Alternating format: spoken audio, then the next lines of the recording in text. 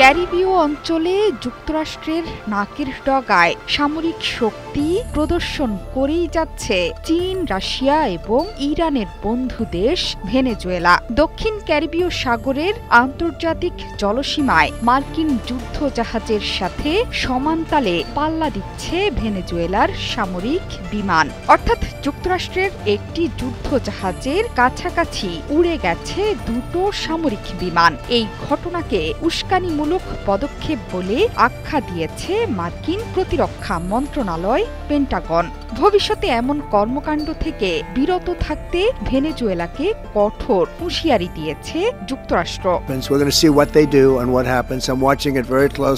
ক্যারিবীয় অঞ্চলে দুই দেশের যুদ্ধের প্রস্তুতির মধ্যে ভেনেজুয়েলার শক্তি প্রদর্শনের খবর দিল পেন্টাগন। এক বিবৃতিতে যুক্তরাষ্ট্র বলছে, ভেনেজুয়েলার প্রেসিডেন্ট নিকোলাস মাদুরো সরকারের দুটো F-16 fighter jet guided missile destroyer USS Jason ডানহামের খুব কাছাকাছি চলে আসে। যদিও মার্কিন যুদ্ধজাহাজ কোনো সংঘাতে জড়ায়নি ভেনেজুয়েলার F-16 ফাইটারের সাথে। তবে ভেনেজুয়েলার সরকারকে হুঁশিয়ারি দিয়ে পেন্টাগন বলেছে, তাদের মাদক ও সন্ত্রাস বিরোধী অভিযানে কোনো হস্তক্ষেপ বা বাধা সহ্য করবে না যুক্তরাষ্ট্র।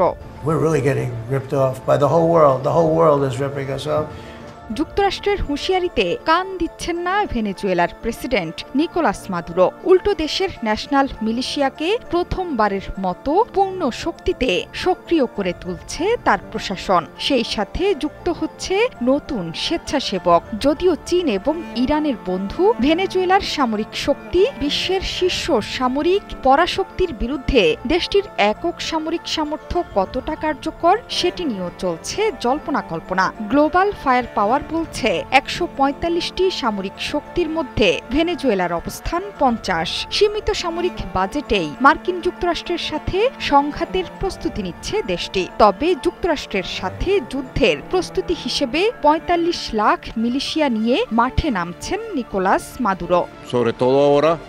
después de que Venezuela ha sido amenazado con un submarino nuclear. বিশেষজ্ঞদের মতে সামরিক সক্ষমতা কেবল জনবল বা সরঞ্জামের উপর নির্ভর করে না, বরং দেশের ভৌগোলিক অবস্থান ও অর্থনৈতিক শক্তির উপরও অনেকাংশে নির্ভরশীল। যুক্তরাষ্ট্র দীর্ঘদিন ধরে মাদুরো সরকারকে আন্তর্জাতিক মাদক পাচার চক্রের সঙ্গে জড়িত থাকার অভিযোগ করে আসছে। গত আগস্টে মাদুরোর গ্রেপ্তারের তথ্য দিলে $৫ কোটি পুরস্কার ঘোষণা করেন মার্কিন প্রেসিডেন্ট। এরপর ভেনেজুয়েলার উপকূলে একাধিক যুদ্ধজাহাজ ও একটি পারমাণবিক সাবমেরিন মোতায়েন করে মার্কিন নৌবাহিনী। গেল মঙ্গলবার দক্ষিণ ক্যারিবীয় সাগরে একটি দ্রুতগামী নৌকায় হামলা চালায় যুক্তরাষ্ট্র। এরপর থেকেই উত্তেজনা চরমে পৌঁছেছে।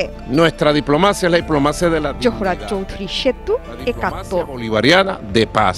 Nuestra diplomacia viene de Bolívar.